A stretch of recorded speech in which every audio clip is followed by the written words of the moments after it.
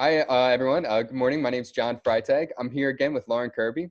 We actually had a great discussion earlier, and we talked about volunteerism in hospice. And Lauren's going to talk to us now about unfinished business. As a volunteer, you work with a lot of hospice patients, and it's at the end of their life, and there's lots of unfinished business, I'm sure. So, tell us a little bit about this, Lauren. So unfinished business is regrets that a patient may articulate while the volunteer is with them. And it could be something small, like it could be, I wish I could see my family home one more time. And as a volunteer, I would say, well, where is your family home? And they'd say, oh, it's 10 miles from here. So if I'm in a situation and agreeing that this patient can ride in my car with me, then I'll say, well, we've got some time. Let's drive out there. And their face just lights up. And they say, really, right now? I say, sure, let's get your shoes on, we'll go for a ride, and we buzz out to the family property. And the best thing that can happen is that it's there and that it's been maintained. The worst thing that can happen is that it's an office building. Right. So you never know what you're going to get. Yep. Have you gotten always both? Appreciate the effort. Have you gotten both, Lauren? Oh, yeah. Yeah. Has anyone ever let you into the house? Have you knocked at the door, or you just do a drive-by? We do a drive-by. Okay. I mean, the last thing I want to do is introduce my patient to some kind of risk. Right. I don't need them falling on a porch. Sure. Yeah. So I do try to just be as careful as I can. Sure. That makes sense. I will go out a little bit, but there's a point where I'm an auditor by trade, so there's a point where my risk just won't let me do that. Exactly. But definitely, whatever I can do to help to facilitate anything, I will. That's amazing. Yeah, and then the trip comes back. We stop and get something at McDonald's, and now they're thrilled because they've never had a meal out before, and now we come home and they're just beaming, when their loved one comes home. Right. I've had others. One of my most interesting was she was about 85 or so, sleeping a lot during the day. Pulse wasn't quite right. Things were happening, and I knew that. And so our time together, she says she's like to be a nurse. She thought being a nurse would be a really good thing. And could I tell her about that? And I said, well, I'm not a nurse, but what brings you to this place, now in your life? Sure. So she said she'd been a candy striper in high school, and she loved the little red and white outfits that they wore. She thought she could be a good nurse. And I just had to be completely not let my face have any expression and say, well, I know the college nearby has a great program. Let me get some information, and the next time we get together, let's talk about it. She was all excited. So the next visit I came with brochures and information, and I noticed that she latched on to the pinstripe. So I brought some information about what they wear today. Yeah. And we had a great visit. And she came to her own conclusion that she didn't really think she had the time right now to invest in that. And, she died 3 days later. Right. So unfinished business is just really listening for those opportunities. Yeah. Yeah. Just some interest that's sparked that you can sort of draw from. Absolutely.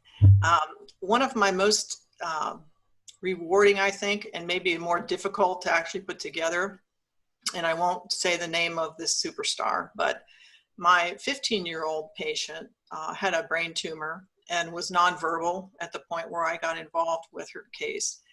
And the father always had this Stars music going. And I said, oh, she loves so-and-so. And yes, she absolutely does. We have it on all the time. And I thought, to myself, that person is coming to a nearby venue where we are. And I'm thinking maybe I can make a few phone calls. And so I called the venue when I got home, and they put me in touch with the production company. And between all of us collaborating with the father, we made arrangements for a call to come in to my patient on a particular evening at a particular time. And I wasn't there at the time, but from what I understand was the call came in exactly as it was supposed to. The superstar was on the phone with my patient, Right. had been alerted that she was nonverbal and there may not be a response. Right.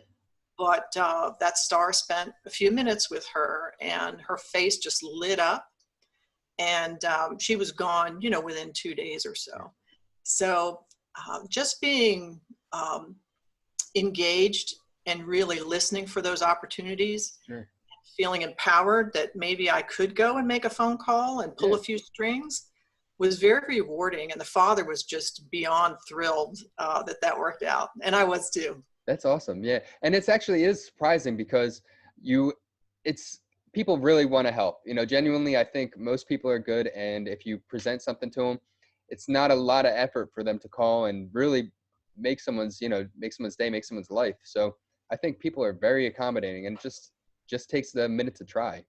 And I think that's where a lot of people get stuck. They just don't think it's going to happen. So they don't do it, or they get scared of it might be a bad outcome. So they don't do it.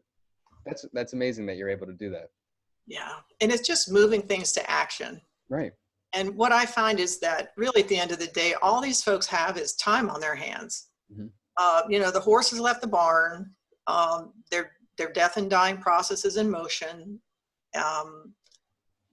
The quality of life, we're all trying to achieve that for them. And so just by being open and listening for these opportunities, you find these little things. It may be something as simple as I had a patient who was a Christian, and it grieved her that her son, was not a Christian. And I watched this a time or two, and I just said, what would you like to do to move this forward? Right. And I was sort of new at, the whole religion, Christian, going to church thing myself. And she said, would you pray with me? And I didn't really know how to pray yet, Right. but I said, sure. And she spoke her prayer, Mm-hmm. that he would eventually come around and that she hoped to see him again, because she was afraid that she wasn't going to see him again. That was the fear. Okay. And she loved him dearly. And I just kind of closed and just said, amen. Yep. And she just was so relieved that she had been able to release that tension and release that desire. And her beliefs allowed her to do that, even with somebody like myself who was kind of uncomfortable because it wasn't something I didn't grow up with that. I wasn't used to it. But, it's just being aware and being really in touch, moving it into some kind of action if you're able, if it's safe for the patient, and then just giving them quality of time, because that's what we are spending together is time. And we can't just sit and look at each other for 4 hours. So being a little more creative and finding things like that was a great joy for me. Yeah, and just being there for them to open up to you and express that. That's great that you're able to be so comfortable with them that they're able to do that. Mm-hmm. Yeah, and I would say for yourself as a social worker and time that you spend, perhaps you also encounter times where they're expressing these regrets. Yeah. I mean, definitely when people are end of life, or they have a lot of time, like you said, a lot of time to sit around and think, and what you should have done better, what you should have done, different. And you can't change it. You can't change the past, but you can try to help move them forward and make peace with it. Absolutely. I had one little lady, might have been the same one who hadn't been to a restaurant. It became a habit, and every Sunday we'd go to Roy Rogers and she'd get a double R and a holster of fries and a strawberry shake. And it was just a continuation of the poor, poverty-stricken childhood and adulthood. And it just helped to reset some things for her. Mm-hmm. And I felt like when she passed, that was something we could just kind of check the box on. Right. You don't need to say that you've never been to a restaurant. Now you can say that you have. And yep. So here's another unfinished business with her. She mentioned her birthday was coming. And this was one who had alienated her family, and she was alone. And so I said, well, when's your birthday? She told me. And so I thought, well, instead of our outing to the normal, Roy Rogers, there's a steakhouse nearby. Yeah. And I know if she's never been to McDonald's or Roy Rogers, she's never been in a steakhouse. So on my next visit, I was actually able to go to the restaurant first. I dropped off a big cake that was decorated for her. Mm-hmm. And I let them know that I'd be coming back with her and that it was her birthday. And could they, make it a big deal? And they said they would. And so when I picked her up and she thought she was going to her Rogers, we pulled into the steakhouse. And she had a surprise party waiting for her. These people got everybody out of the kitchen. They got other customers. Big steak meal. Big cake came out with candles. Everybody was singing and clapping. And it just warmed my heart to see these people in the restaurant rally around my little lady who Right. didn't weigh more than 80 pounds. And you couldn't wipe the smile off her face.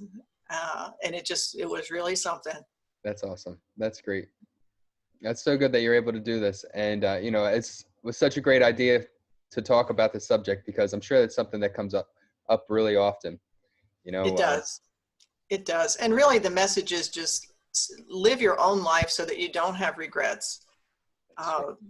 Try to achieve what you want. Don't take it to your deathbed, because there's not going to much it can happen for you at that point. I mean, my little lady wanted to be a nurse, and the circumstances didn't allow that. But if they do, just don't waste the opportunity, because that regret will carry with you the rest of your life. Right. And the last thing you want is to not have those things cleared off. Yep. All you can do is try, if you give it a fighting chance. If it doesn't work out, so be it. But yeah, you got to give it a shot. So the last story I'll tell you is there's a little bit I use in a workshop that I give about demystifying hospice, and it opens with William, the Marshal of England. He served Fort Kings back in the 1200s, and he was very wealthy because of his role. And one of the things that he really wanted was to be put in his Templar uniform one more time. And he had been a Knights Templar, and his family, went to find the bits and pieces of this thing. You can imagine the chainmail was in pieces, and, the swords over there, and the helmets, somewhere. Anyway, they put this together for him and got him out of his deathbed. And in his last days, managed to pull together a Templar uniform. Right. And, put him in it. And you can imagine, what a very healthy Templar would be like. And now you've got, Right. a little guy. But they put him in that Templar uniform. And again, just probably couldn't wipe the smile off his face. And it gave him such peace that he died very peacefully at home. And it's just a real special time. And it's a special space. Hospice is a special space. It really is. And it just warms my heart every time I'm with a patient, every time I'm talking about it. And just to see all the ways that hospice unfolds, and it unfolds the way that it's intended to for that family and that patient. And to be part of that is one of the joys of my life. Yep. No, definitely. And that story makes me think of, that's the 1200s, we're in 2020 now, and hasn't really changed much, right? There's always something at the end. You just need to get done, so thank you very much.